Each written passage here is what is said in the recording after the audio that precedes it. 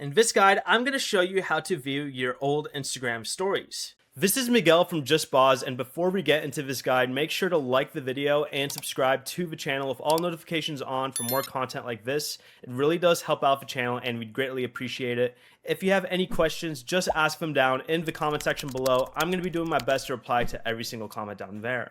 First, make sure Instagram is open and tap your profile icon in the bottom right corner, and then tap the three line menu in the top right corner, and then select Archive under the How to Use Instagram category.